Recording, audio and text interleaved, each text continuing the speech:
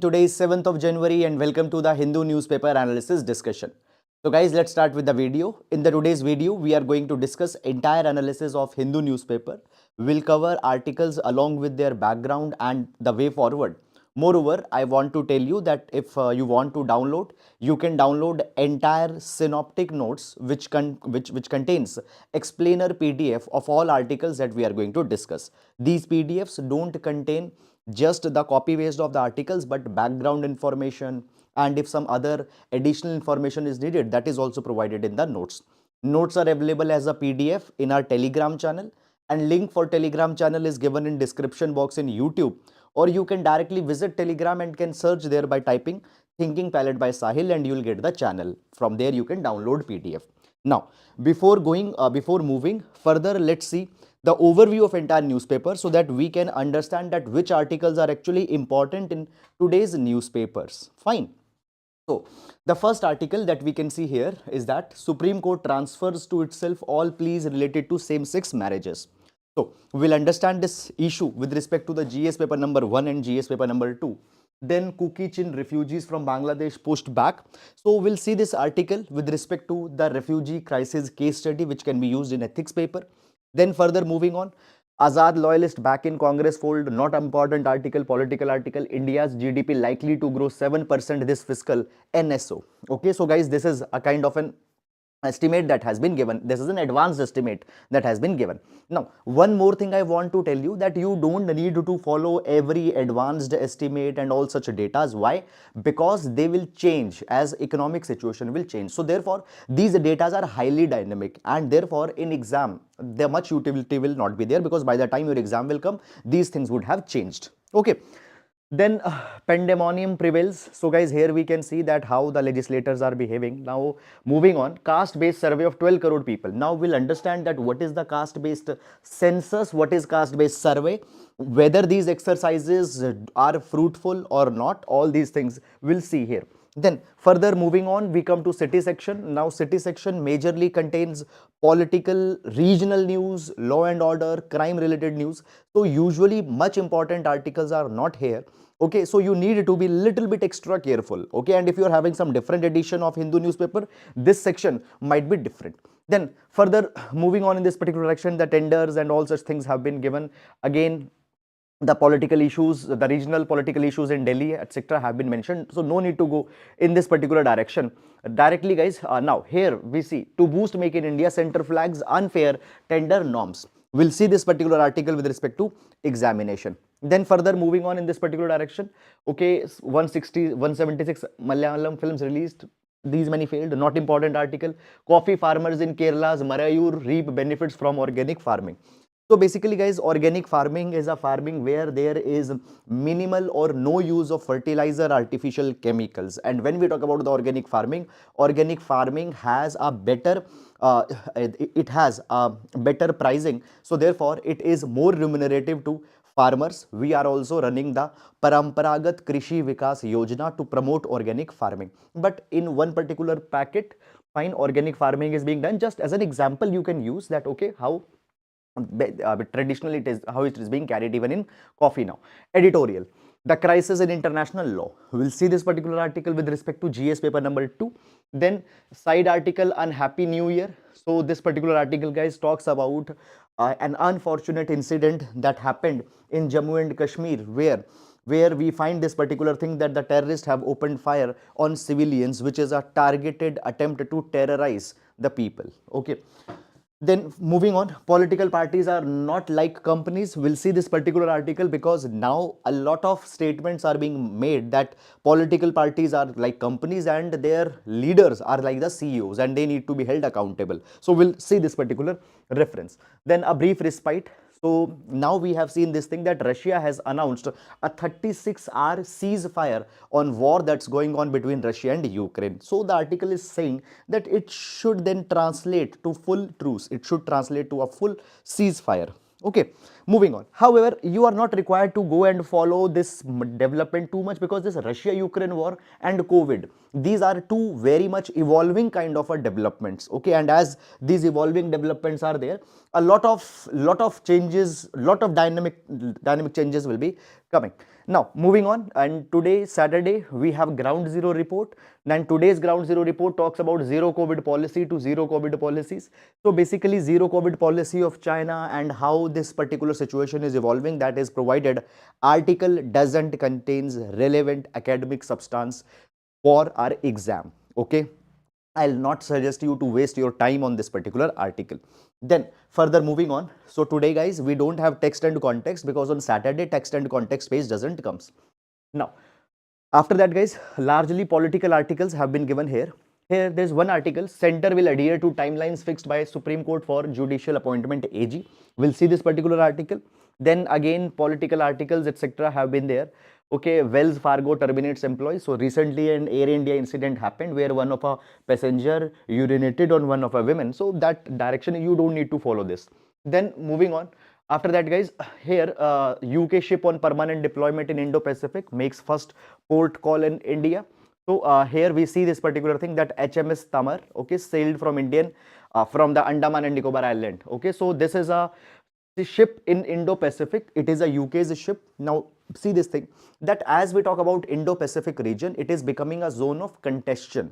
Okay, US, UK, even France, they are coming with their active policies on Indo-Pacific. Now, why they are too much interested on Indo-Pacific? Because Chinese rise is to be contained. Okay, so in this particular direction, fine, the UK ship on permanent deployment has made a call in India. Now, then we have the tenders, etc. Okay, moving on. Supreme Court directs committee to build a framework to ensure road safety. We'll see this particular article. Remote working helped ILO report. We'll see this particular article. Then further moving on. Rajasthan's green teacher. We'll see this particular article. Then, guys, now Santhal's take claim on Parasnath Hill.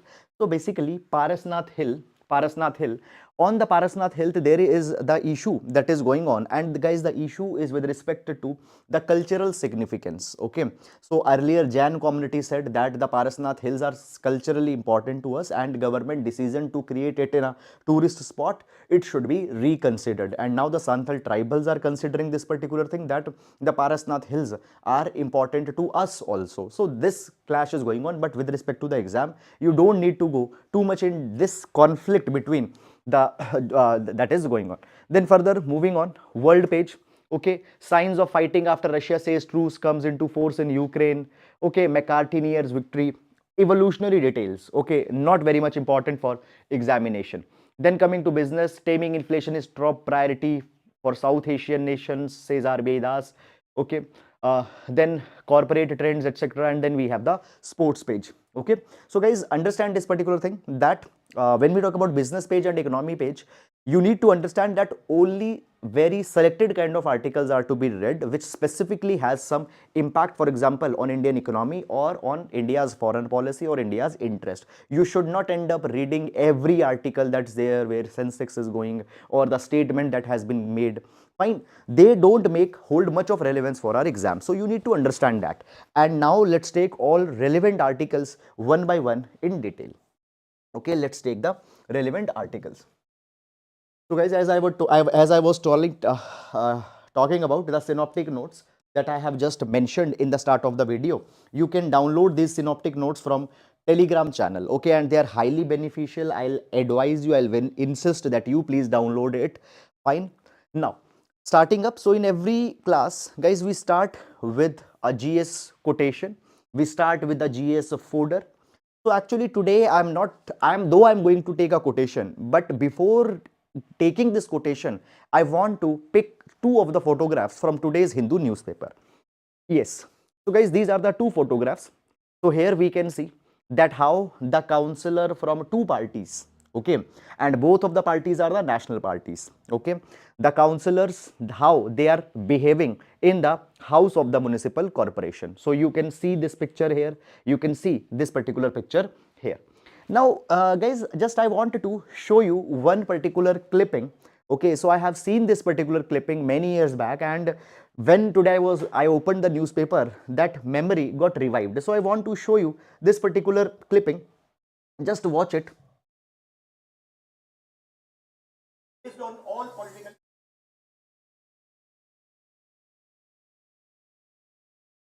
based on all political, they will have a political development. Those on my left, favor of the motion. Those on my right, I want proper parliamentary behavior. Let's start. Since 1960, we are trying to pass the bill for the rural development, and the structure of the bill is in the way. The way structure of the bill is very reformed, and the purpose and the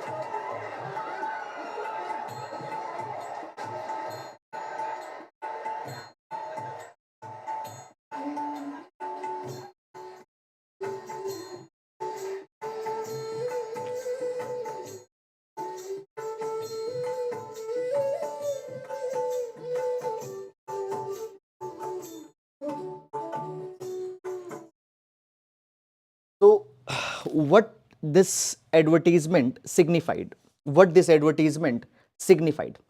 So, as we have seen that the teacher mentioned in start that I want a parliamentary behavior, I want parliamentary discussion. So, students behave just like the parliament, just like our legislators behave. And there was a very beautiful message at the last. Behave, behave India, youth are watching. Now, when we talk about inculcation of values, particularly constitutional values, civic values, in that particular line, how our legislatures behave, how our parliamentarians behave, it plays a very important role. So we can see that how in temple of democracy, how in legislatures, how in elected houses, the legislators, they are behaving. So this is a very sad state, and it urgently calls a need of political ethics. When we talk about political ethics, it happens to be a very important thing which needs to be there in a vibrant democracy, and it's also mentioned in GS paper number 4 ethics. Guys, understand this particular thing, that when we talk about Gandhiji has given the theory of 7 social sins, and in this theory of 7 social sins, Gandhiji said that politics without principle is a sin. Politics without principle, if you don't have principles, if you don't have ideology, and you are in politics, you are committing a sin. Okay, sin means a pap.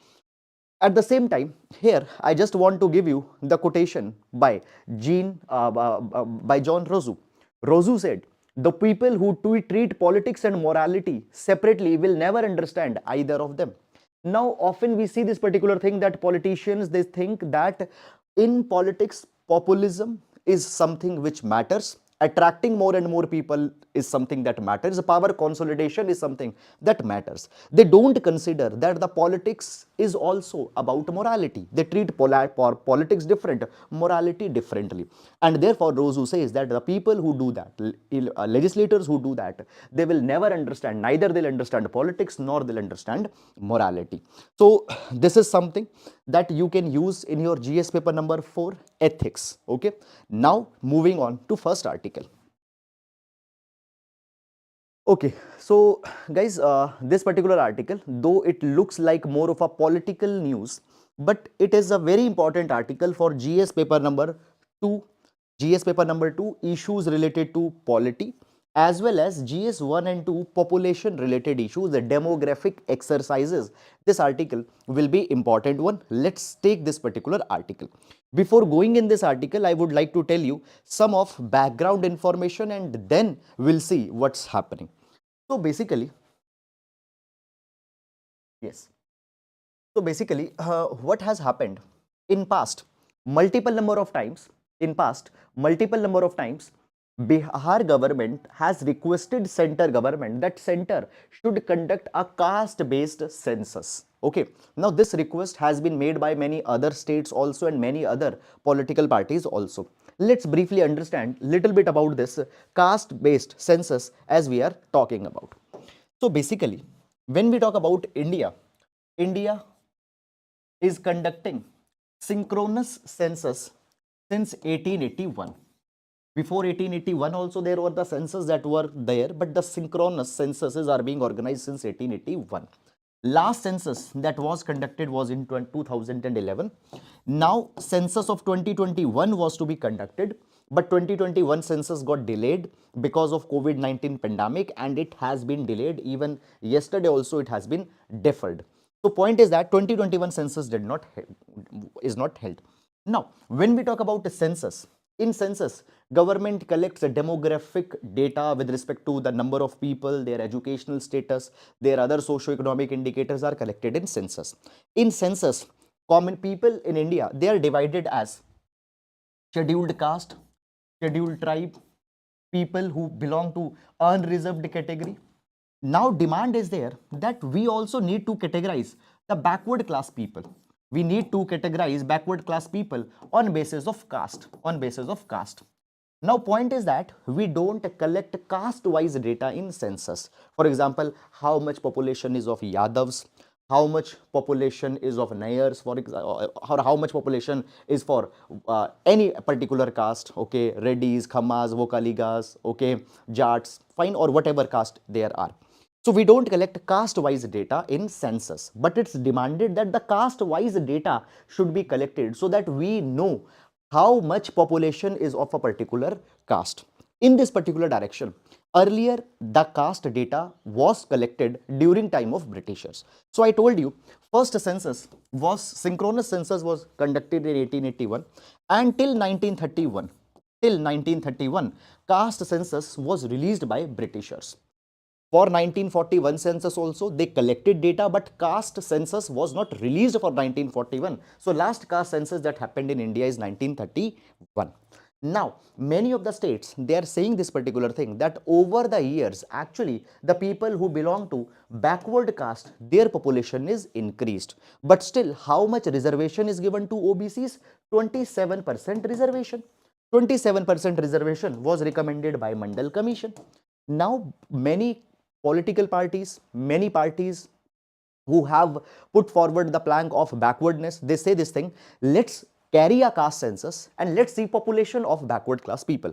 According to these parties and many of such kind of viewpoints that had come, it's provided that if we see today empirical data, backward class people, their population is around 70 to 80%, and they are getting just a 27% reservation. So let's carry the caste census.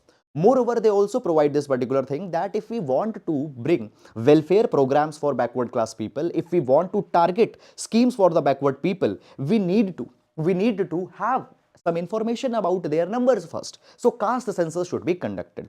This demand has been made multiple number of times, but center government denied this demand, and very clearly they said that no caste census will be organized.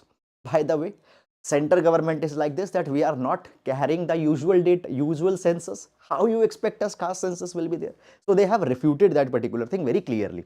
Now in this particular direction, Bihar government in their own state, they started a census survey.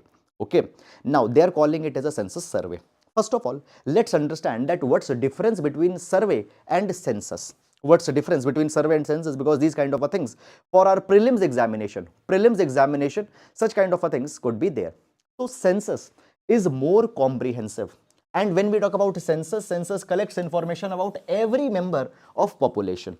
When the last 2011 census was conducted, all households were counted, but a survey is carried on basis of sample. So what we'll do, will not count all the members of society, all members of a country, will take a broad sample, and on the basis of that particular sample, some extrapolations will be made and some final data will be given. So keep one thing in your mind, census is more comprehensive, it counts, it sees the status of every person, but survey focuses on a small sample, and on that basis of sample, conclusions will be drawn. When we talk about a census is more detailed and more accurate. Survey will not be as accurate as a census is, because obviously it is extrapolating data. Census, however, takes a long time. It's a costly exercise. Surveys can be done in less time and they don't need that much financial resource as well. Census are done after a longer interval. Surveys can be done at a frequent interval. So this is a difference between a sample and census and a survey. Now Bihar government is calling that they are conducting survey and not census. They are conducting survey and not census. This is the idea that has been given by Bihar government. Now, basically, as we talk about the census exercise, I told you this particular thing, guys, that till 1951 to 2011, every census in independent India provided data on scheduled caste, scheduled tribe, but not on other caste. Fine. Now they want such kind of a census. Okay. Now point is that what can be benefit of caste count? Okay, whether this caste census or caste survey will be beneficial or will not be beneficial. Now point is that Bihar government is starting this. Okay, the result will come in the course of few months. Okay, so beyond that nothing is there in this article, but these are some additional points that I have added from my sides, because this caste census issue has come many number of times in news in last 1.5 year. So what are benefits of caste count, what are disadvantages of caste count? We'll see them also one by one here. First of all, when we talk about the caste count, it's very important to have caste census. Why? Because social equality program, welfare measures, government is bringing many educational schemes, employment related scheme, development scheme, vocation development scheme, particularly for backward class people. However, if we don't know how much is the population of backward caste, how we can target these schemes? So for better targeting, we need to have data first. So this is something that we need to have such caste census. Second issue that comes is that today we see this thing that reservation has become a politically volatile issue. Because of that particular thing, many number of times political parties are also mobilizing issue of reservation in elections. The point is that actually, if we have data about OBC people, other backward class people, if we have data about caste, their numbers, their educational status, their economic status, what can happen? Reservation debates can be framed more objectively. More objectively, these debates can be framed. So therefore, having data is important. The next thing that comes here is that many number of times reservations are given to OBC people in different sectors. And courts have always said that if you are giving reservation, you need to have quantifiable facts. You need to have quantifiable data. Many number of times Supreme Court has insisted. So therefore, having caste census, having caste data will help us in giving quantifiable data to court when court will ask us the backward class data. Okay, so this is something that's going to help. After that, next reason why caste data needs to be there. Guys, understand this thing, that India, being a democracy, is always oriented towards welfare. And how welfare will be there if we don't have demographic data? Demographic data means data related to population. So we need to have data on population on every dimension, their health data, their developmental data, education related data. So backwardness, caste data should also be there logically. So data will be helping in this particular direction. Then there are arguments against such caste census, against caste count. What arguments are there? Number one, it will raise assertiveness, caste assertiveness. Today we see this particular thing, people are asserting their caste in politics, caste is being asserted in university elections, caste is being asserted in almost every sphere of life. So once this caste census will come, again people will become more conscious about their caste and the caste assertiveness will come. Then next is, it will be a costly exercise. Conducting this particular data will take a lot of resources, and because of that particular thing, caste census might not be suitable now. Then it might lead to social conflicts. Why? Because why it will lead to social conflicts? Because understand that uh, for example, XYZ caste, they are getting a particular amount of reservation. Now caste census comes and caste census provides that their percentage is actually very high. They can ask for more reservation.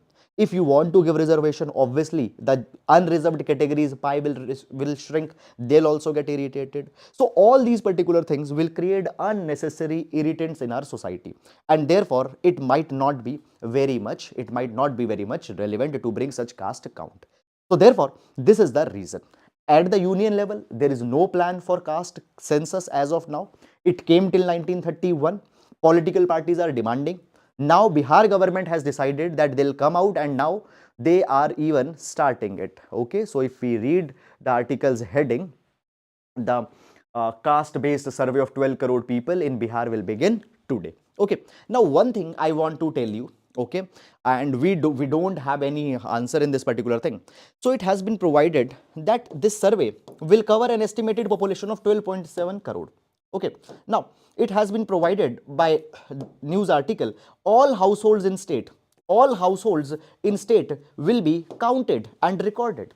But I've shown you the picture in start, where we have seen survey and census are different, because in survey a sample will be taken, but here government is collecting information about all households and calling it a survey. Is it clear or not? So this is also one matter, that how it's a survey when you are collecting the information of all households. Okay, so you can call it that it is still a survey, because it is not pan India. It's not pan India, it's restricted in one state only. This is all about this particular dimension. And if any question will come here, either in GS1 or GS2, this dimension, if you know it, you will not face any difficulty in writing it. Now, moving to next article.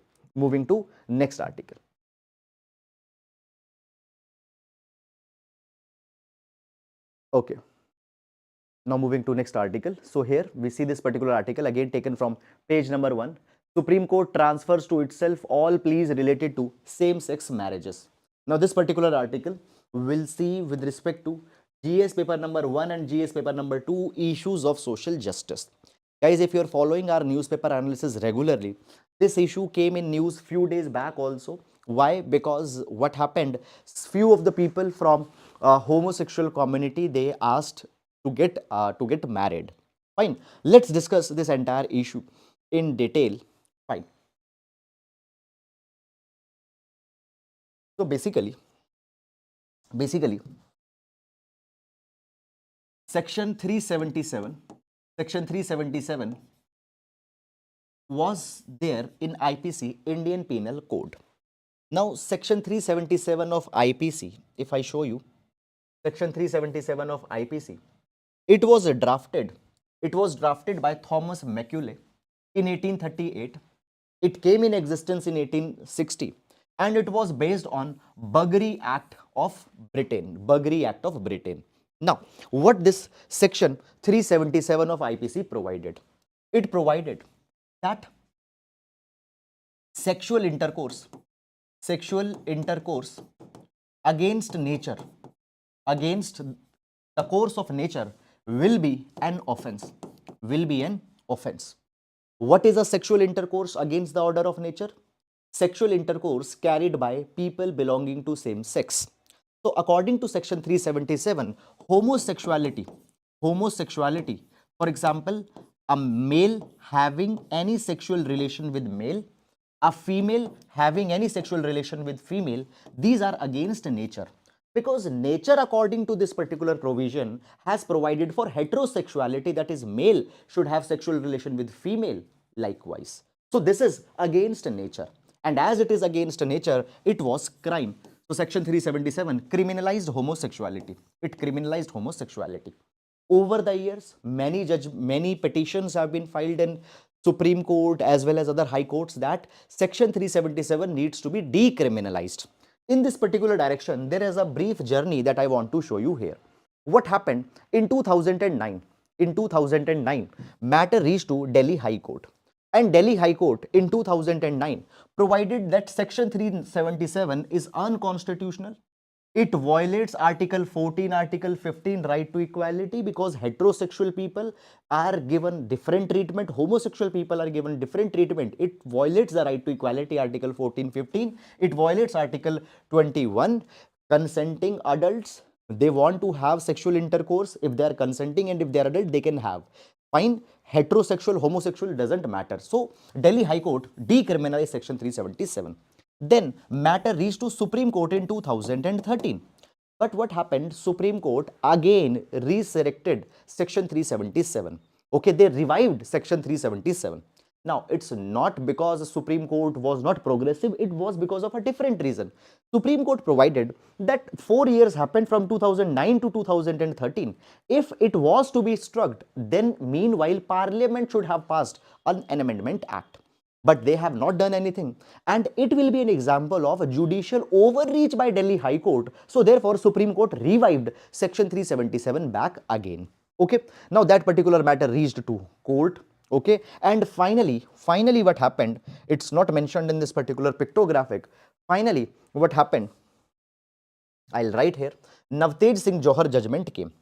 Finally Navtej Singh Johar judgment came.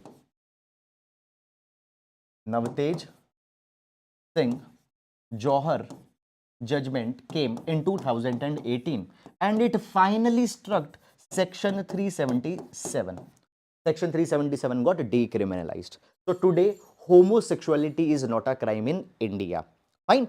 But people now want that, okay, it's not a crime, but what about getting married? Can we marry or not? So what's legal position right now? Right now legal position is that homosexuality is not a crime, but you cannot marry. And now many of the people want that they should be given right to get married under Special Marriage Act. Under Special Marriage Act, they should be allowed to get married. And now petitions have been filed across different high courts throughout the country, and these petitions want that Special Marriage Act needs to be made gender neutral. Right now Special Marriage Act recognizes marriage between a male and a female. Because of that particular thing, they cannot get married. Now understand this thing, that for marriages we have a personal laws. For example, there is Hindu Marriage Act. Okay, and then there is a law which is not a personal law, that is Special Marriage Act. So people who don't want to get married under Hindu Marriage Act or under other personal laws, they can get married under Special Marriage Act. But here homosexual people are not allowed to get married. So they want to bring such kind of a change here. Now in this particular direction, guys, what has happened, there are many petitions that have been filed across different high courts throughout the country. For example, there are petitions, just a minute, I'll show you here. Fine, I have zoomed it out so that you can see it clearly. Yes, so there are multiple petitions that are lying at Delhi High Court, Kerala High Court, Gujarat High Court. All these petitions were bundled by Supreme Court, and these petitions Supreme Court invited with itself, that so that obviously time is not wasted. Fine, Supreme Court has called all these petitions with itself, and now Supreme Court will discuss this particular matter. What's the matter? Whether Special Marriage Act, under Special Marriage Act, we can allow them to get married or not. So here Special Marriage Act provides a civil form of marriage for couples who cannot marry under their personal law. Okay, now why these people want to amend Special Marriage Act? So these are certain reasons that have been given by these people. Number one, they say that present Special Marriage Act is ultra vires to Constitution. Ultra vires means it goes against the spirit of Constitution of India. Why? Because it's discriminating with the people and it leads to violation of Article number 14, Article number 15. How? It's saying that heterosexual people can get married. Marriage is being defined as a marriage between men and women, male and female. What about male and male, female and female? So discrimination is being carried. So therefore, it discriminates with opposite sex people. It discriminates with opposite sex people and violative of Article 14. Fine. The next thing that comes here is that these people say not only in Special Marriage Act, but there are discriminations against homosexual people in other things also. Now this is an additional point that I have added here, because on this particular dimension also the petition was filed. For example, it said that right to wages, right to gratuity, right to adoption, right to surrogacy, all these rights are available. Fine, to heterosexual people, but there are discriminations against LGBT people. Fine, so there are a lot of discriminations that are happening, and on discriminations on marriage is also there. Basically these people, the homosexual community, they say this thing. I've told you, if you remember, Navtej Singh Johar judgment of 2018. In this judgment, section 377 got decriminalized, homosexuality got decriminalized. So they say that as a sequel to Navtej Singh Johar judgment, it decriminalized section 377 and now marriage is to be provided. And for this particular thing, they say that logically marriage right should be given, and therefore they have approached the courts. Clear? Moving on. After that, they are saying that we don't want that you bring any big amendment, just make it as a gender neutral. And here Nalsa versus Union of India case judgment of 2014 can also be taken as a reference.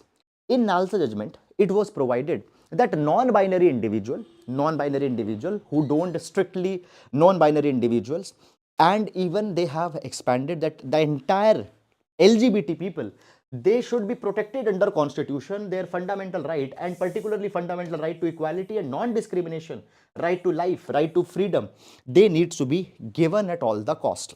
And now people are saying that because they are not allowed under Special Marriage Act, NALSA judgment of 2014 spirit is also getting violated, because specifically provided all fundamental rights should be available, no discrimination should happen with them. Okay, so this is something. Now here just I have guys provided two paragraphs on what's the international status also. Okay, the point is that again I'm saying this thing, fine, that please download this PDF, because in PDF there is just one line concept that's there, all these things are not there in this PDF, so please download it. Now as of now, if I tell you, 32 countries around the world, they have recognized same-sex marriages. Okay, many of the countries, they recognize same-sex marriages either through legislations, okay, where their parliament came out with some law, or other countries have recognized it through some judicial pronouncements. Logically, most of the countries, what they did, first they recognized same-sex civil unions, and after that they recognize homosexual marriages. Now when we talk about same-sex civil unions are similar to the basically civil unions or the partnerships, they are similar arrangement as marriages, okay, but they don't have those wide ranging rights on each other that marriages give. Okay, so now the point is that what India will do, what Supreme Court will decide on this particular matter. On one hand, it's being provided that in the line of liberalistic interpretation of constitution, such right to get married need to be given. On another hand, argument comes that it doesn't goes in line with the cultural ethos of India, so therefore it should not be given.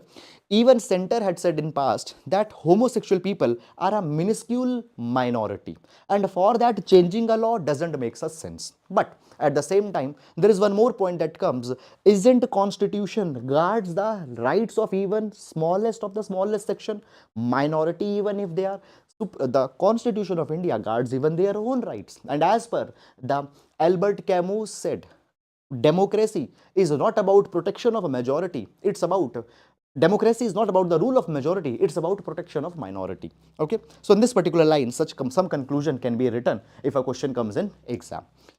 So that's all about it. And now moving to next article. Okay, Kukichin refugees from Bangladesh pushed back from Mizoram, says MP. Now the article itself, the details of the article doesn't contain much of a substance, but who are these Kukichin, and as refugee issue in India, how we can see it is a case study for GS paper number 4, we'll see it. Okay, so this particular article will be important for GS paper number 4, refugee issues. Now before going in this particular article, I need to tell you some background, because if we don't know background, we can't understand that what this particular article is. Actually, article provides that an MP has just shared a video that how Kukichin refugees are being pushed back. Okay, but we don't get any idea here. So understand this particular thing, guys, that here you can see this map, and in this map there is one particular region, that is Chittagong Hill Tracts. There is one particular region that is Chittagong Hill Tracts. So you can see here Chittagong Hill Tracts are there. This is a region of Bangladesh. Now Chittagong Hill Tracts, they are impoverished. This is a very backward region, underdeveloped kind of a region. And as we talk about the Chittagong Hill Tract in Bangladesh, okay, it is found in Chittagong Hill Tracts, just a minute. Yes, so Chittagong Hill Tracts, they are Khagrachari, Rangmati and Bandarban districts of Bangladesh. They compose Chittagong Hill Tracts. This particular region, it borders Mizoram on the east side, Tripura on the northern side, and Myanmar on the southern side and southeastern side. This Chittagong Hill Tract region, it contains significantly large number of tribal people. Chittagong Hill Tract, it contains significantly big chunk of tribal people. Now many of these tribal people, their culture is very close to Mizos. Many of these tribal people practice Christianity, but majority people in this region, they are Bangladeshi Muslims. So because of this particular thing, there are clashes that have happened between Bangladeshi Muslims and the Kuki and between the Kuki and Chins. So understand this particular thing. So when we talk about the Kuki and Chin people, these people have ethnic ties, they have cultural similarity with the people from Mizoram. Okay, now as I told you that there are the ethnic differences between majority Muslim Bangladeshi Muslims and these Kuki-Chin people. Moreover, many a times they also allege this particular thing, that the state have also discriminated with Kuki-Chin people. They are not being given much of the rights, they are being treated as a second grade citizens. They have said this particular thing. So what happened? There is Kuki-Chin National Front that emerged as an ethnic separatist organization. And Kuki-Chin National Front, it says that we are representing the interest of entire Kuki-Chin and Mizo community, and they demand a separate state in Chittagong Hill Tract. So if you see this particular thing, I have told you that as of now in Chittagong Hill Tract, there are the districts of Khagrachari, Rangmati, Bandarban. Now they want one more district needs to be created in Chittagong Hill Tract, which will be the district majorly dominated by Kuki-Chin people. Okay, so therefore they have started a resistance movement, and because of this particular resistance movement, they have come in conflict with Bangladeshi forces. Okay, so Bangladesh government and the enforcement forces now have cracked down on Kuki-Chin people. Okay, particularly the Kuki-Chin National Front people. Because of that particular thing, large number of people from from the Chittagong Hill Tract, large number of Kuki-Chin people from Chittagong Hill Tract, they are coming in India, and particularly they are coming in Mizoram. Now, earlier, many of such families have come in Mizoram, and they have been housed in camps in Mizoram also. Why? Because I told you that cultural and ethnic links are there between Kuki-Chin people and Mizos. So many of them accommodated. Now still, if you see here in the picture, many more Kuki-Chin are coming in India and they want to settle in Mizoram. But BSF personals, they have stopped them, and it has been said that they have been then sent back. So this particular thing has been pointed out. Now, when we talk about this particular provision, guys, what are provisions with respect to refugees in India? What are provisions that we have? So first of all, understand this particular thing. We don't have any official asylum policy, no. As of now, all matters of refugees, all matters of asylum seeker, they are taken under Foreigners Act and Passports Act. Foreigners Act and Passports Act.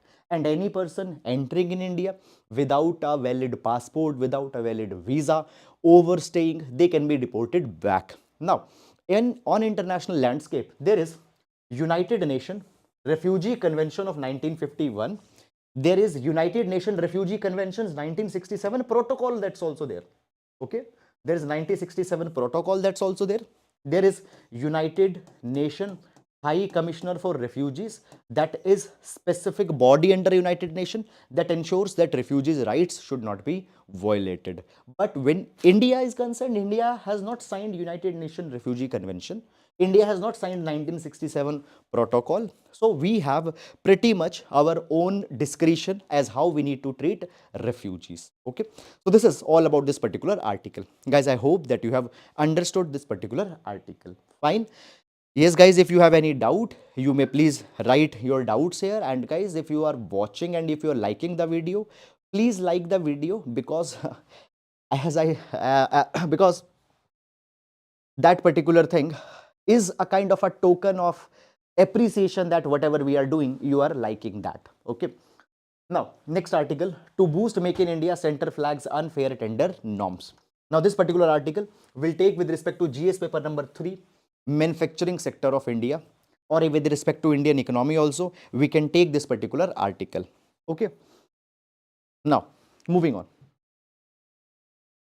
Okay. So, basically, a little bit, guys, I will be telling you about Make in India first, and after that, we'll go in this particular article. Okay, so when we talk about Make in India, I have given the information about Make in India in this particular box that you'll find in your PDF. So Make in India is a flagship program started by Government of India in 2014 to enhance the share of manufacturing sector in our GDP. Now understand this particular thing, that when we talk about India's GDP, we see this particular thing that approximately 54 to 56% of people are involved in agriculture, but agriculture is contributing just 14 to 15% in GDP. So it means 56% people are doing activities which are generating just 14 to 15% share of GDP. So a lot of disguised employment prevails in agriculture. For example, there is a field, and in this field 10 people are needed, but actually 20 people are working there. If you see, they are employed, but point is that they are not bringing much of economic enhancement in that particular project. Point is that we need to bring these people from agriculture and we need to put them in manufacturing sector. Now understand this particular thing, that in the countries which are developed today, they have transitioned from primary sector based industries to manufacturing sector and then to service sector. In India, there is an early maturity of service sector that happened. Today, service sector contributes significantly to GDP, but service sector employs a very less number of people. And when we talk about service sector, to go in service sector, specific high order skills are needed. The point is that we cannot transition people from agriculture directly to service sector, because in service sector high order skills are needed. So in between, manufacturing sector is one where we'll transition people from agriculture. Moreover, all the nations that are today developed, they became industrialized first. In India, never industrial revolution came. So basically, we need to enhance our manufacturing sector. In this particular direction, Make in India program was launched in 2014, and aim of Make in India is to transform India into a global design and manufacturing hub. Here, guys, understand this thing, to support Make in India, many of other schemes of government has also been started.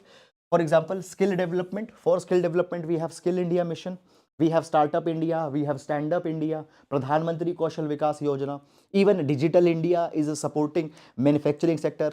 Okay, so point is that this initiative facilitates many other components also, investments, fine, skill development, it encourages innovation, it protects IPR, intellectual property rights. Now, what is the aim under this Make in India? Under this initiative, center government and state government will ensure to attract investments across the world, and Ministry of Commerce and Industry, Department of Industrial Policy and Promotion, DPIIT, this is nodal ministry and nodal department to facilitate Make in India. Now, what are targets of Make in India? Targets of Make in India. Basically, it aims to bring the growth in manufacturing sector in range of 12 to 14% per year. So manufacturing sector should grow by 12 to 14% per year, and it was aimed that 100 million additional jobs should be created in manufacturing sector by 2022, and share of manufacturing sector in GDP should be 25% by 2022. So it wants to increase the share of manufacturing sector by 25.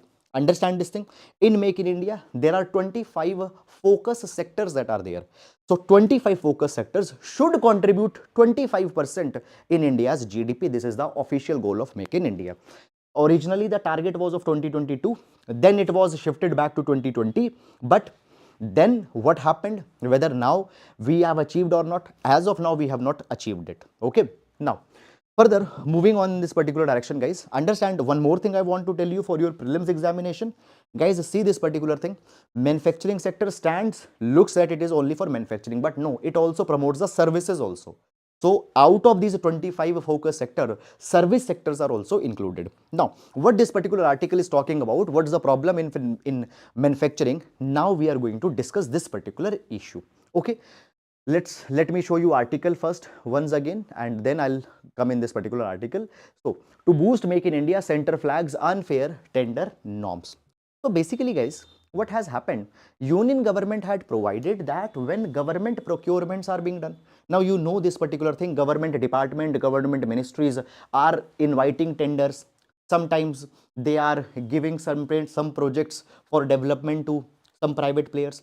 So point is that when these tenders are given, many number of times discrimination is done with our own indigenous players. Now I'll show you some examples also. So what has happened, union government had identified that there are restrictive, discriminatory conditions which prevent local suppliers, our own indigenous suppliers, from participating in bidding processes initiated by various government departments, various government ministries. And this particular thing directly goes in violation with Public Procurement Preference to Make in India PPP MII order of 2017. So triple P MII order of 2017 specifically provides that if government department has to initiate a project, if they need to procure some product, first preference needs to be given to Make in India. But norms are discriminating. How? I'll show you certain examples. For example, guys, it has been provided that when equipments for airport are being procured, okay, for example, on airport you need to have scanner machines which will scan your luggage. Many other such equipments are needed on airport. So there is a condition that they should be able to operate at minus 25-degree temperature. For example, luggage belts are there, they should operate at minus 25 degrees Celsius. Okay, why this condition? Now this is a standard of Western Europe or North America. If we talk about Canada, in North America, there are regions where temperature goes to minus 10, minus 8, minus 15, something. So there they need a machinery that can operate at minus 25 degree. But in India, do we have such kind of a need? No. The point is that foreign manufacturers, they have technology to manufacture equipments which can operate at minus 25 degree, but our local manufacturers don't do that particular thing because in India we don't know it, we don't need it. So this is one kind of a condition which is discriminating. Okay, then next is that, for example, there is excessive turnover requirement. For example, it is said that okay, if you need to supply the dustbins to the airport, you need to have a turnover of 50,000 crore rupees. Now, big conglomerates might have that kind of a turnover, but MSMEs might not have that particular kind of a turnover. So why this excessive turnover requirement? It is discriminating the small MSMEs, small players in India that we have. After that thing, there is a condition that export to G8 countries. For example, there is a condition that those players will be able to provide certain equipment, certain machineries which are exporting to G8 countries. Now, why such kind of a track record needs to be there? Obviously, this track record will be of big conglomerates who might be of some other country. So, these are provisions which are discriminating with our small size MSME industries, with local suppliers. Okay, so these all such kind of, now this is one example that I have taken. So all these kind of things are needed to be identified and they are needed to be removed. Okay, now here we see this particular thing that DPIIT is also consulting with the Department of Expenditure and the Government E-Marketplace, GEM. Now, what is this GEM? I specifically want to discuss about this GEM, Government E-Marketplace. So basically, guys, if you want to buy shoes, if you want to buy a jeans, you go to Amazon or Flipkart. What is Amazon or Flipkart? It is a marketplace where you can buy these things. So government ministries, government departments, government offices, they also need to procure a large number of things. For example, a government office might need a computer, might need printers. So they don't go to Amazon. There is a dedicated platform. This platform is called as GEM platform, Government E-Marketplace. In this particular platform, the suppliers who can supply the product to the government, they will list their product and government will buy from this Government E-Marketplace. So on this Government E-Marketplace also, we need to support more and more indigenous suppliers, more and more local suppliers. So this is the issue that has come, and along with this entire issue, we have discussed also briefly what is Make in India, what are the provisions of Make in India. It is very important for your prelims examination. Okay, and one more thing, that see, as we talk about this particular article, there is also one more section in GS paper number 2, critical evaluation of government schemes and government laws. So this can be one such critical appraisal. Now, moving to next article. Okay. Center will adhere to timelines fixed by Supreme Court for judicial appointment, AG. Okay, AG, Attorney General. Now, first of all, where this article will be important? This article will be important for judiciary related issues, GS paper number 2. Now guys, you don't need to go too much in detail in this particular article. Why? Because I'll explain this particular thing in just a minute. Now, if you are following newspaper analysis regularly, you already know this particular thing. Okay. But anyhow, even if you are following, let's revise it. If you don't have followed, then please be very careful. So, we see this particular thing that from past many months, there is a dispute that's going on between executive and judiciary. There is a dispute that's going on between executive and judiciary. Basically, guys, when we talk about the appointment process, so for higher judiciary, when judge are to be appointed in Supreme Court, it's provided that a collegium of Chief Justice of India plus 4 senior most judges of Supreme Court, they will recommend the name, to president, for appointment of a judge, and then president will appoint such person in Supreme Court. Again, I'll simplify. If a judge is to be appointed in Supreme Court, how it will be appointed? It will be appointed on the basis of collegium system's recommendation. Collegium consists of 5 judges in matter of Supreme Court, 1 Chief Justice of India and 4 Supreme Court judges. They will recommend a name to president, and president will appoint that person as a judge. In matters of High Court, collegium will constitute Chief Justice plus 2 senior most judges of Supreme Court, Chief Justice of India plus 2 senior most judges of Supreme Court. Okay. Now the point is that central government over the years have not cleared many of the appointments, many of the names that have been sent by Supreme Court for appointment as a judge. Because of this particular thing, there is a huge vacancy that is there in High Court, particularly 30% of seats in High Courts or judges are vacant because collegium recommends the name. Executive doesn't clear that particular name. So this fight was going on between executive and the judiciary. Now guys, as this was going on, what happened? At many public platforms, judiciary highlighted this particular thing. That executive is restricting judicial appointments.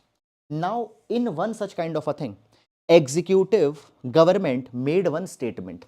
Government said this particular thing, that we want to reform collegium system. Because the collegium system promotes nepotism, it promotes a favoritism and all such kind of a things. So we wanted to reform collegium system. And executive also provided this particular thing. Government also provided this thing, that National Judicial Appointment Commission was introduced by 99th Constitutional Amendment Act. And NJAC provided for a committee which will elect the members of judiciary. It will do 2 things: Supreme Court judges appointment, High Court judges appointment, and transfer of High Court judges. This work was given to National Judicial Appointment Commission, which had representation of judiciary, it has representation of executive, and eminent jurists were also there. But what happened? Supreme Court invalidated 99th Constitutional Amendment Act.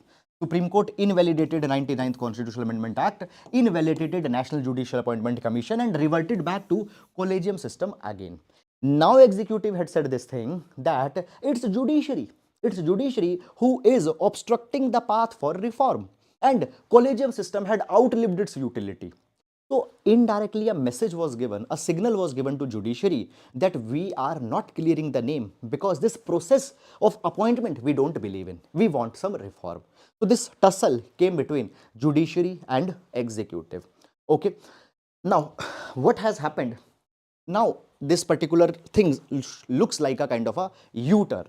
So here we see center will adhere to timelines fixed by Supreme Court for judicial appointment, Attorney General. So now Union government is saying that they will adhere to timelines which are fixed by courts, okay, for the recommendations which are made to be the judicial cases. So here we see it is a step down from its earlier view that it was not a post office to clear collegium recommendations. Now we have seen this particular thing, that earlier court also remarked that government is miffed by striking down of NJAC, National Judicial Appointment Commission. Okay, miffed by, it means that judiciary is very clearly said that they are restricting the appointments because they are frustrated, they are irritated. We struck down NJAC and deliberately,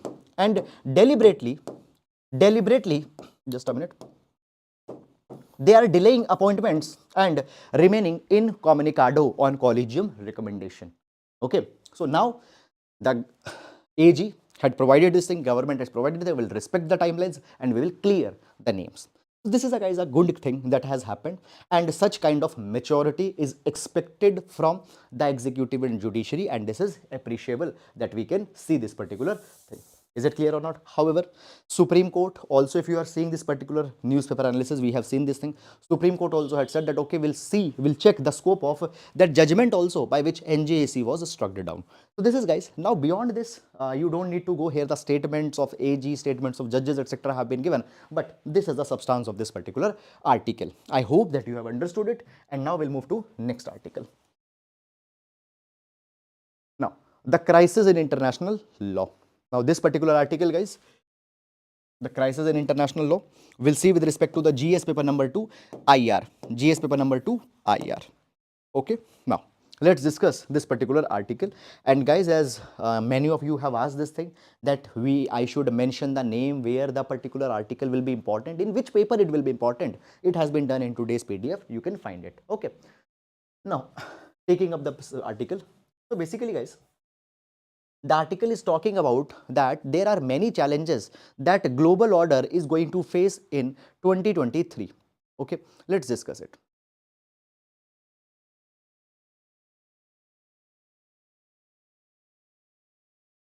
Just a minute. Yes, fine. So the article gives a reference of an international essay that defined international law as a discipline of crisis, So when in world crisis will be there, when confrontations will be there, international law will work as a discipline. It will bring order. Okay. Now we see this particular thing that recently Russia invaded Ukraine, and as Russia invaded Ukraine, it was a crisis. It was a crisis, and in this particular crisis, international law should have come as a discipline. But did international law came as a discipline to remedy this crisis which happened after Russia-Ukraine crisis? No. And we see this particular thing that international law has again failed. And international law actually failed many number of times in past also, and it will again fail in 2023. How? We'll see this particular thing. So basically, when we talk about international law, most important pillar of international law or most important document on international law that we get is UN Charter, United Nations Charter. UN Charter, which is the foundation for the UN system. Now, UN Charter had actually failed many number of times. See this thing. Basically, when World War I happened, after World War I, there was a need that we need to have a body which will can prevent the future war. League of Nations came. But League of Nations failed. World War II came. After World War II, again there was a system that was needed, and United Nations Charter was signed and United Nations institutions were built. But over the years, we have seen that they have failed again and again. Now, understand how in 2023 there will be again challenges that will come on this particular direction. So basically, guys, the world post World War II, World War II, we found a world that was bipolar. On one hand, there was capitalist America. On another hand, there was communist Soviet Union. However, in 1991, we saw this particular thing that the Soviet Union got disintegrated, and as the Soviet Union got disintegrated, the world entered towards a kind of a unipolarity. The world entered towards a unipolarity, and this unipolar movement gave a kind of a relative harmony to the world. As unipolarity came, multilateralism emerged. Countries, they signed multilateral agreements. World Trade Organization, a multilateral setup came where countries came together to increase the trade. So multilateral agreements, multilateral organizations, multilateral treaties came, and a peace and harmony came for few years. But we found this, and in this relative harmony, democracy got spread out. There was the greater acceptance of human rights, okay, consensus on maintaining international relations, all these particular things came. But now we see that these all values are under threat. Now again, the world is entering towards bipolarity, okay. So unipolarity or multipolarity is now changing towards bipolarity. On one hand, we find that again there is liberal and capitalist West, and on another hand, there is autocratic China and expansionist Russia. So again, bipolarity has emerged. On one hand, liberal West, and on another hand, autocratic and expansionist Russia and China. They will clash. Now, as they are clashing, we need to see, guys, that again, international law will be tested, and it will be a challenge that will come. Now, first of all, China and Russia, they have a different perception than perception of West. For example, we see this particular thing that China, Russia, they believe in gaming international law. Gaming international law, it is a negative term.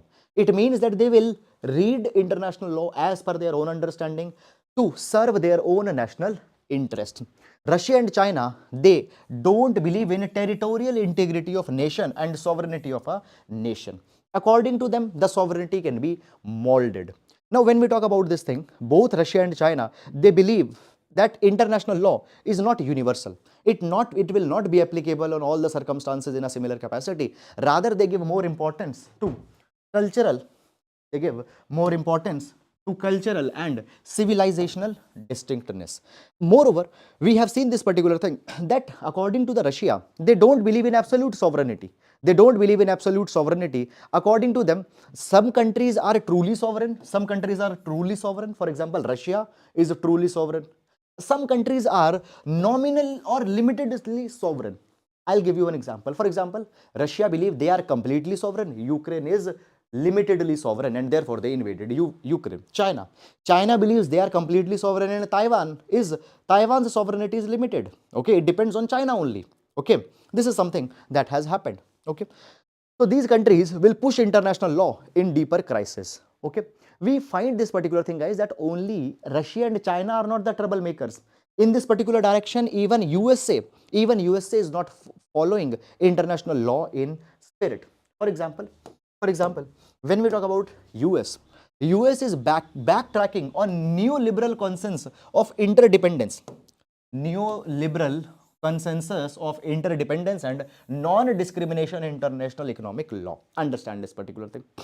Basically, liberalistic idea means, neoliberal consensus, it means that competition will be promoted. Fine. In this particular direction, USA respected that particular thing, but now decoupling is going on, and in this decoupling, USA is backtracking. USA is giving more preference to its own economic entities, to its own corporations, to its own industries. Okay, now free competition, okay, free flow of goods and services, free trade, that was a pillar, hallmark of neoliberalistic consensus that always USA has preached, and that was the foundation of international law. USA is backtracking. We'll take one example. For example, recently, Inflation Reduction Act was adopted in USA, and under this particular act, USA is transitioning towards clean energy, and huge industrial subsidies are given to domestic American companies. They are restricting imports. They are restricting foreign companies. They are giving more preference to their own domestic players. So what we find here? We find that they are backtracking from free trade, free competition. They're giving more preference to their own companies. Decoupling. Outrightly they're saying this thing, that we want to decouple from China. So even USA is backtracking. Now, here we find this particular thing, that international law is also facing challenges from populist and ethno-nationalist regimes. Ethno-nationalist regimes are the ones who believe in ethnic and basically ethnicity and nationalism are two most important considerations. So today, parties favoring certain ethnicities, parties favoring more and more nationalities, they have come in Hungary, Turkey, Poland, even Israel also now, ultra-rightist government has come. Many a number of times they will be violating international law, because many number of times in these countries ethnic rights will be violated. Is it clear or not? Rights of certain minorities will get violated, and whether the international law will be able to preserve the principles of international law or not, it needs to be seen. So all these crises are going to come in this year. Okay, so this is, guys, all about this particular article. Now moving to next article, and the article reads, political parties are not companies. Political parties are not companies. Let's read this particular article as what the article is talking about. The article will be important for GS paper number 2, political parties and the role of political parties. Okay, so first of all, why this particular article has now come in the news? Because, guys, recently what actually happened, there is a dictum that has become quite popular, particularly in US. It is being said that a political party is an organization, and is a corporate and the leader of a political party is a CEO, and the leader as CEO is responsible for a company in such a way, a political leader is responsible for the electoral success of their political party. If they won an election, it is because of that leader. If they lost an election, it is because of their leader. So as a CEO is held accountable for corporate, in the same way political leader is to be held accountable for the political party. Is it clear or not? Now, in this particular direction, guys, the article is saying that this particular analogy is misleading. This particular analogy is misleading. Okay. Now, when we talk about the analogy, it is being said that the CEOs are held accountable for bad quarter, but leaders, political leaders cannot be impose such kind of a thing. It is being provided that, see, first of all, when we talk about a political party, political parties have claimants to a portfolio, a ministry, claimant to a position of prime minister, chief minister, and there are the volunteers. Volunteers are working without claiming anything, and these volunteers are working just out of their own spirit. But companies has employees, and these employees are dependent on company for their economic survival, and they are just dependent on quid pro quo basis, that is something for something. You give salary to employee, employee will work for you. Voluntarism is not there in company, but voluntary working spirit will be there in a political party. And this particular difference impacts decision making. So therefore the political party cannot be compared with the corporate. Second thing is that when we talk about political party, what's its purpose? To capture state power. To capture state power in the service of some stated social agenda for welfare, poverty. They want to capture power. But fine, this is something. Moreover, because for this particular thing, the political party needs to represent that they are microcosm of a society. Okay, political party should give an impression that they are the reflection of society. This is political party that should have. Corporate is not concerned with any such kind of a thing.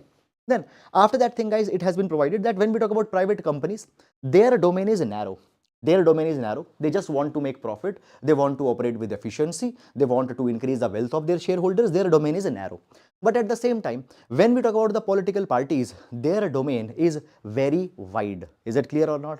Then even there is an element of political judgment in the functioning of corporation.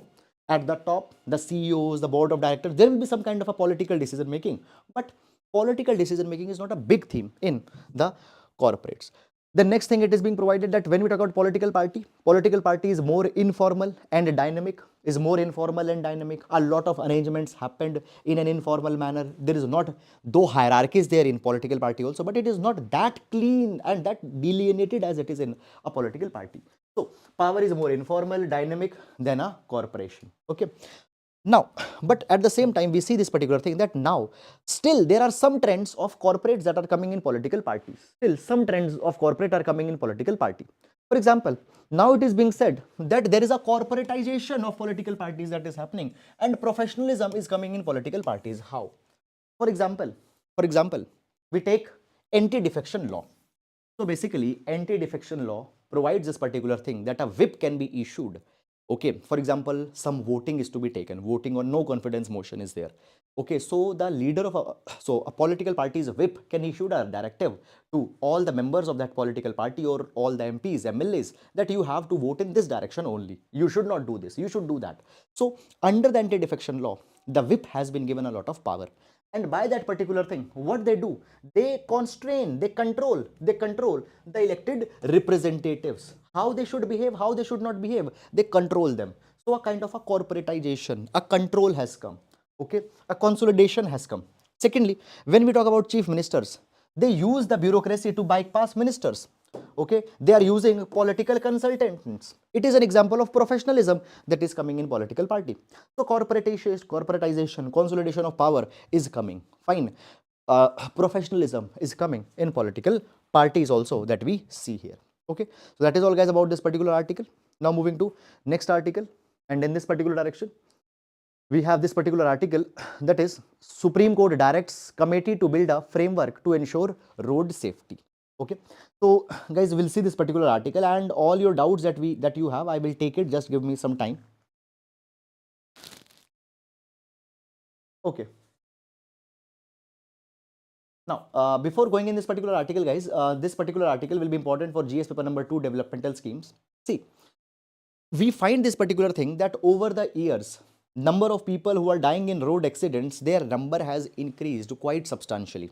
According to National Crime Record Bureau and data given by Ministry of Road, Transport and Highways, it's provided around 1.5 lakh people.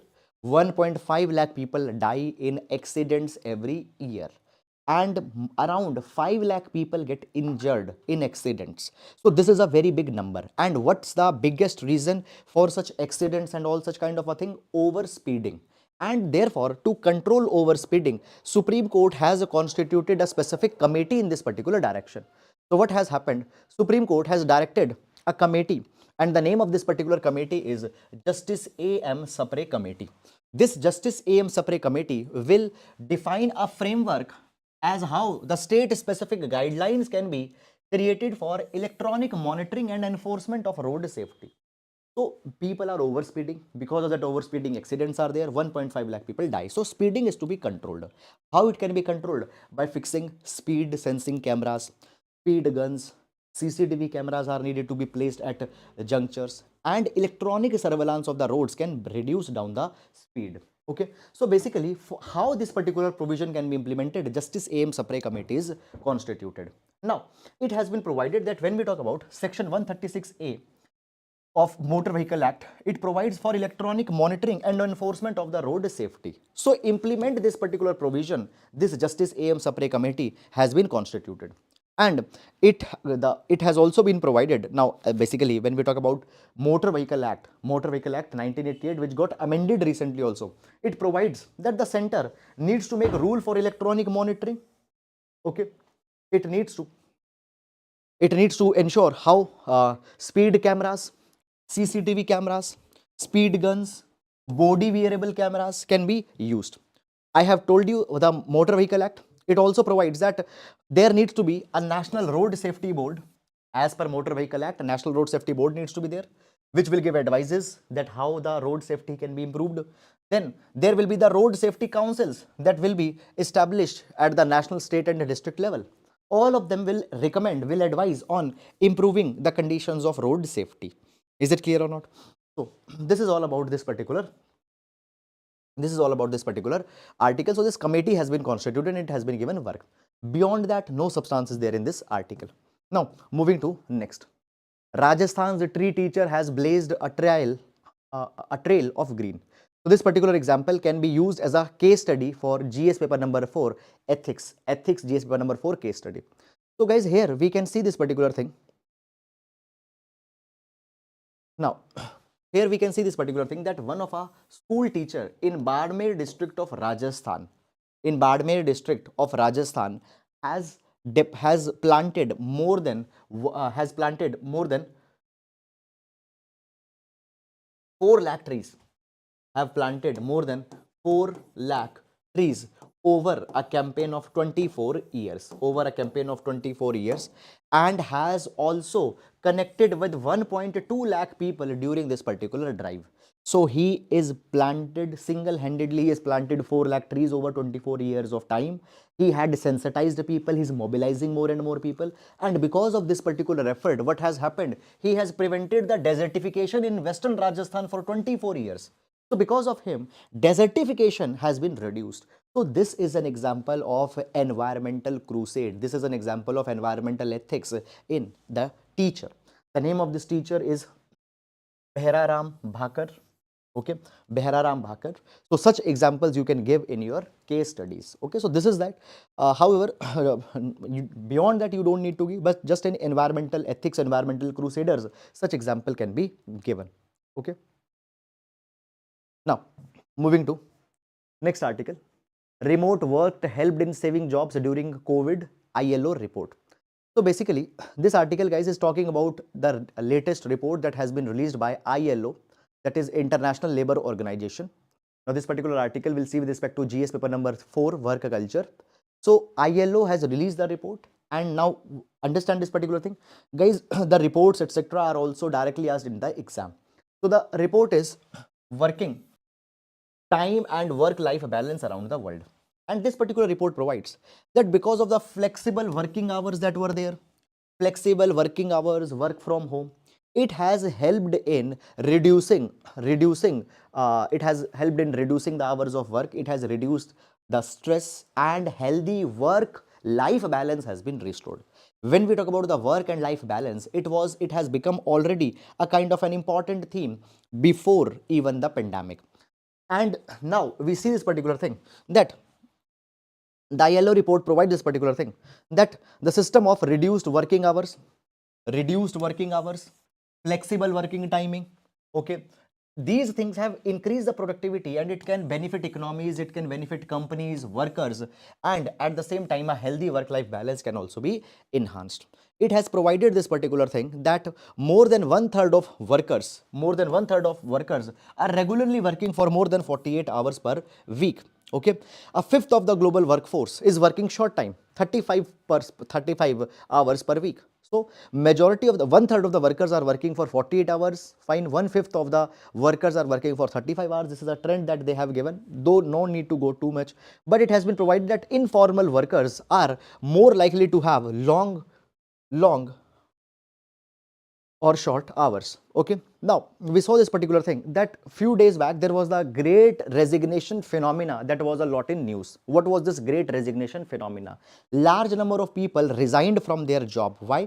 Because they had a complaint that they are not able to balance their work and their life. Okay, so to balance this work and life in the COVID-19, work from home, remote working, flexible hours, fine, they have helped. Fine, this is just a finding, okay, which from the ILO report. Okay, so guys, point is that, guys, specifically a question will not come in mains exam, okay, give the highlight of that ILO report. No, these examples in these kind of things, a direct question will not be there. These things can be used as a reference to supplement your answer in just a half a line. So beyond that, you don't need to sweat it out on these particular reports too much. Okay, so please keep it in your mind, don't waste your time, it's very crucial. Okay, fine. So then that is all, guys, and now we come to the mains practice question for today. So mains practice question, guys, says this thing, that the rise of an autocratic China and expansionist Russia who are pushing international law in a deeper crisis. In this context, discuss the role of India in preserving the core universal value that international law enshrines. Okay, guys, I have created a peer reviewed group on Telegram. If you go in Telegram channel, you will find the link of that particular group. You can post your answers there. Everybody of you try to post your answers there. By that, you can get a peer review. You can see others' answers and you can check what they have written, what you have missed. Fine. So everybody, if you will write, you all will get a lot many points. Is that clear? So you can put your answers there. Okay. So guys, that is all about it. Now, any guys, any doubt here if you have? Okay, and a very good morning to all of you. RB Kannan, Kumar Mandal, Kajal, Kapil, Sandeep, Papaji, Pallavi, Govinda, Jayadev, Rahul,